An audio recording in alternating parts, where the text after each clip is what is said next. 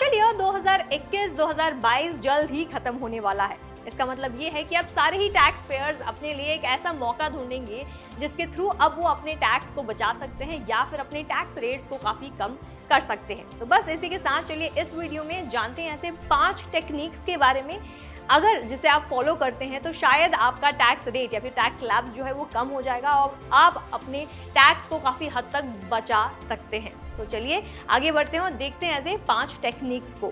लेकिन आगे बढ़ने से पहले अभी तक इस चैनल को सब्सक्राइब नहीं किया है तो जल्दी सब्सक्राइब करें।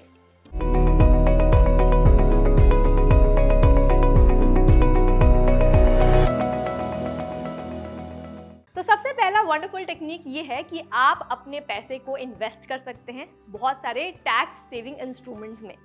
आज अगर आप एक अर्निंग इंडिविजुअल हैं तो आपको पता होगा कि हमें अपने अर्निंग्स पर टैक्स भरना पड़ता है, लेकिन बहुत सारे ऐसे क्लॉजेस हैं जो इनकम टैक्स एक्ट में इंक्लूड किए गए हैं जिसके थ्रू अब हम अपने टैक्स को बचा सकते हैं। तो आज अगर हम टैक्स सेविंग इंस्ट्रूमेंट्स की बात करें या फिर इनकम टैक्स के बहुत सारे क्लॉजेस की बात करें तो उनमें से सबसे ज़्यादा पॉपुलर है हमारा सेक्शन 80C। आज अगर आप अपने पैसे को इन्वेस्ट करते हैं तो आपने डेफिनेटली सेक्शन 80C के बारे में सुना होगा। तो ये बहुत ही बड़ा सेक्शन है जिसके अंदर बहुत सारे ऐसे प्रोडक्ट्स आते हैं और इन प्रोडक्ट्स में अगर आप इन्वेस्ट करते हैं आज तो आप काफ़ी हद तक अपने पैसे को बचा सकते हैं टैक्स भरने से। तो ये कौन कौन से प्रोडक्ट्स हैं चलिए ये सुनते हैं। तो सबसे पहला प्रोडक्ट है आपका EPF यानी कि एम्प्लॉय प्रोविडेंट फंड। तो आज अगर आप एक सैलरीड इंडिविजुअल हैं तो आपको पता होगा आपका EPF करता है जो है आपका 12% ऑफ द बेसिक सैलरी। तो आज अगर आप EPF में इन्वेस्ट करते हैं तब भी इसके थ्रू आप टैक्स बचा सकते हैं। इसके अलावा अगर आप इन्वेस्ट करते हैं PPF में जो है पब्लिक प्रोविडेंट फंड, आज अगर आप EPF में इन्वेस्ट कर रहे हैं यानी कि वो वॉलंटरी इन्वेस्टमेंट जाता ही है आपका अगर आप एक सैलरीड इंडिविजुअल हैं। इसके अलावा अगर आप कोई और इन्वेस्टमेंट करते हैं जैसे कि PPF में इन्वेस्ट करते हैं, पब्लिक प्रोविडेंट फंड में इन्वेस्ट करते हैं, तो वहाँ भी आप पैसे बचा सकते हैं, टैक्स बचा सकते हैं। इसके अलावा आज अगर आप NPS में इन्वेस्ट करते हैं यानी कि आज अगर आप अपने फ्यूचर के लिए प्लान कर रहे हैं, अपने रिटायरमेंट के लिए प्लान कर रहे हैं और ये ध्यान में रखते हुए आपने NPS में इन्वेस्ट करना शुरू कर दिया है तो इससे अब आप टैक्स बचा सकते हैं। इसके अलावा अगर आप म्यूचुअल फंड में इन्वेस्ट करते हैं, ELSS में इन्वेस्ट करते हैं तो इससे भी आप टैक्स बचा सकते हैं। मैं आपको बता दूं सारे ही mutual fund investment tax free नहीं होते और ELSS यानी कि इक्विटी लिंक्ड सेविंग स्कीम्स एक लौता ऐसा tax saving mutual fund option है जहां पे आज अगर आप इन्वेस्ट करते हैं तो आप पैसे बचा सकते हैं। इनके अलावा सुकन्या समृद्धि योजना में अगर आप इन्वेस्ट करते हैं तो भी बचा सकते हैं, 5 ईयर FD है तो भी बचा सकते हैं, सीनियर सिटीजन सेविंग स्कीम्स अगर इसमें इन्वेस्ट कर रहे हैं तो आप बचा सकते हैं। तो ये सारे सेक्शन 80C के प्रोडक्ट्स हैं। अगर इन सारे ही प्रोडक्ट्स में आप इन्वेस्ट कर रहे हैं तब आपको टैक्स बचत मिलती है, टैक्स में छूट मिलती है। साथ ही मैं आपको ये बता दूं ये सारे ही प्रोडक्ट्स में आपको इन्वेस्ट करने पर सारे ही प्रोडक्ट्स पे आपको टैक्स बेनिफिट्स नहीं मिलेंगे और टैक्स बेनिफिट्स लिमिटेड है अप टू 1.5 लाख। यानी कि अगर आप इन सारे ही प्रोडक्ट्स में इन्वेस्ट करते हैं फिर भी आपका जो इन्वेस्टमेंट अमाउंट है अगर 1.5 लाख से ज़्यादा हो जाता है, मान लेते हैं फॉर एग्जाम्पल अगर आपने इन्वेस्ट किया है और आपका इन्वेस्टमेंट टोटल इन्वेस्टमेंट अमाउंट आ जाता है 2 लाख का, तब 1.5 लाख तक का ही टैक्स डिडक्शन आपको मिलेगा, तभी आपको टैक्स बचत मिलेगी। जो एक्स्ट्रा 50,000 है उस पर आपको टैक्स बेनिफिट्स नहीं मिलेंगे। तो ये आपको ध्यान में रखना होगा जब भी आप इन्वेस्ट करते हैं। तो ये सबसे पहला टेक्निक था जो आप इस्तेमाल कर सकते हैं। दूसरा टेक्निक ये है कि आप जब भी अपना ITR को फाइल करते हैं तब आपको अपने लिए एक सही टैक्स रिजीम को ही ऑप्ट करना होगा। इसका क्या मतलब है? Union finance minister Nirmala Sitharaman ji ने बजट 2020 में टू 2020 में एक ऑप्शनल टैक्स रिजीम को लॉन्च किया था, अनाउंस किया था, जहां पर अब सारे ही टैक्स पेयर्स को ये ऑप्शन मिलता था जब भी वो अपने ITR को फाइल करते हैं कि या तो वो न्यू टैक्स रिजीम को फॉलो कर सकते हैं या ऑप्ट कर सकते हैं या फिर वो ओल्ड टैक्स रिजीम को ही फॉलो कर सकते हैं, कंटिन्यू कर सकते हैं। बजट 2023 और 24 में वापस ये न्यू टैक्स रिजीम को रिवाइज किया गया जहां पर और भी टैक्स स्लैब्स को कम कर दिए गए और अब तो अगर आपकी सैलरी 7 लाख तक की है तब आपको कोई भी टैक्स नहीं भरना पड़ेगा, यानी कि आपको टैक्स रिबेट मिल चुका है। जो ये टैक्स रिबेट जो है उसको इंक्रीज किया गया है, पहले ये 5 लाख था अब ये 7 लाख हो गया है, यानी कि 7 लाख तक अब आपको कोई भी टैक्स नहीं भरना पड़ेगा। हालांकि अगर आपकी इनकम 7 लाख से भी ज़्यादा है, 1 रुपये भी ज़्यादा है, तब आपको ये सारे जो स्ट्रक्चर है न्यू टैक्स रिजीम का उसे फॉलो करना होगा। तो बजट 2023 और 24 में जो नया टैक्स रिजीम अनाउंस किया गया है बहुत ही ज़्यादा टेम्पटिंग है,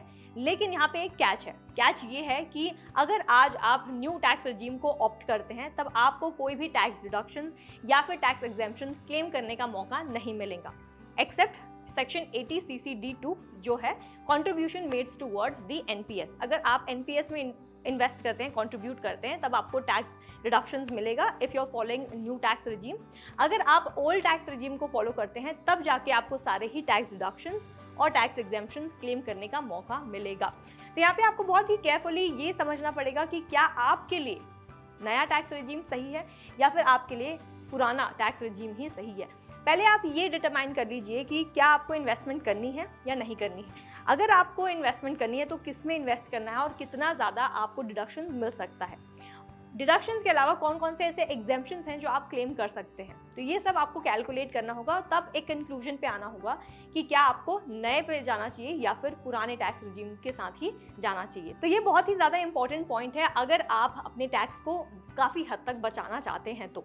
अगला टेक्निक ये है कि आप वॉलंटरी डोनेशंस कर बहुत सारे टैक्स बचा सकते हैं।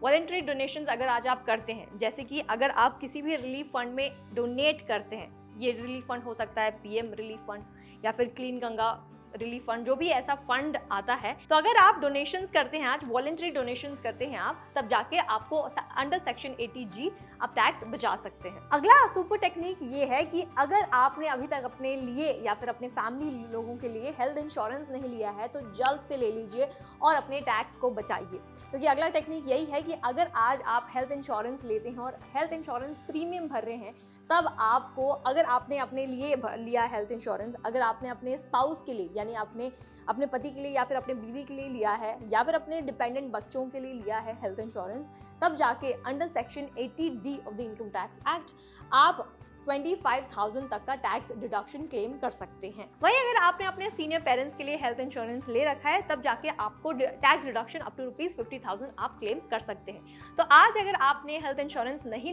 ले रखा है तब फटाक से ले लीजिए, क्योंकि हेल्थ इंश्योरेंस जब आप अपने आप को सिक्योर करेंगे, अपने फैमिली वाले उसको प्रोटेक्ट करेंगे, तभी जाकर आप इन फ्यूचर ये टेंस नहीं रहेंगे, इतने फाइनेंशियली स्ट्रेस नहीं रहेंगे कि कैसे आप अपने बच्चों को, अपने फैमिली मेंबर्स को फाइनेंशियली डिपेंडेंट या फाइनेंशियली स्टेबल रख सकते हैं। साथ ही मैं आपको ये बताऊंगी कि आज अगर आप हेल्थ इंश्योरेंस ऑप्ट करने जा रहे हैं तो सही हेल्थ इंश्योरेंस ही लीजिएगा।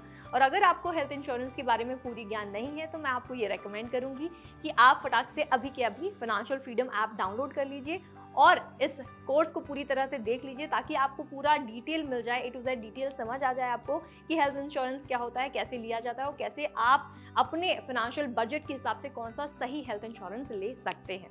इसी के साथ आखिरी टेक्निक ये है कि आज अगर आप होम लोन लेने जा रहे हैं, तब मैं आपको बता दूं, आपको अब होम लोन पर भी टैक्स बचत मिलती है। जी हाँ, तो आज अगर आपने होम लोन ले रखा है किसी भी बैंक से या फिर NBFC से, तब जाकर जो भी आप प्रिंसिपल इस पे पे करते हैं या फिर इंटरेस्ट इस पे पे कर रहे हैं, इस पर भी आपको टैक्स डिडक्शन क्लेम करने का मौका मिलता है। तो मैं आपको बता दूं, होम लोन पर अगर आप इंटरेस्ट पे कर रहे हैं तब जाकर सेक्शन 24 में 2 लाख तक का टैक्स डिडक्शन आप क्लेम कर सकते हैं। वहीं अगर आप प्रिंसिपल पे कर रहे हैं तो अप टू 1.5 लाख के डिडक्शंस आप क्लेम कर सकते हैं अंडर सेक्शन 80C। तो ये थे कुछ 5 टेक्निक्स जो आज अगर आप फॉलो करते हैं तब जाके आप काफ़ी हद तक अपने टैक्स स्लैब्स को या फिर टैक्स रेट्स को कम कर सकते हैं, क्योंकि अल्टीमेटली आपको भी कम टैक्स पे करना है इसीलिए। तो अगर आज आप इनमें से कोई भी टेक्निक फॉलो नहीं करते हैं तो मैं आपको ये रेकमेंड करूंगी कि एटलीस्ट एक टेक्निक आप ज़रूर फॉलो कीजिएगा, क्योंकि अल्टीमेटली इन लॉन्ग टर्म आपके फाइनेंशियल बेनिफिट के लिए ही होगा। आज अगर आप इन्वेस्ट नहीं करते हैं तो आप इन्वेस्ट करना शुरू कर दीजिए। और आज इन्वेस्ट इसीलिए मत कीजिए क्योंकि आपको टैक्स बचाने हैं, बल्कि इसीलिए कीजिए क्योंकि आपको अपने फैमिली वालों को फाइनेंशियली सिक्योर करना है, उन्हें फाइनेंशियली स्टेबल बनाना है और साथ ही खुद को फाइनेंशियली स्टेबल रखना है इन नियर फ्यूचर। तो अगर आपको इन्वेस्टमेंट के बारे में जानना है या फिर सेविंग्स के बारे में जानना है तो आप डाउनलोड कर सकते हैं फ्रीडम ऐप प्ले स्टोर से या फिर ऐप स्टोर से। फ्रीडम ऐप आपको बहुत कुछ सिखाता है विद रिगार्ड टू मनी, तो जल्द ही डाउनलोड कीजिए ये ऐप प्ले स्टोर या ऐप स्टोर से। अगर ये वीडियो आपको अच्छी लगी है, इंटरेस्टिंग लगी है, तो इसे लाइक और शेयर करना बिल्कुल भी मत भूलिएगा और इस चैनल को अभी तक आपने सब्सक्राइब नहीं किया है तो तुरंत इस चैनल को सब्सक्राइब कीजिए। Thank you for watching freedom, get wise break free.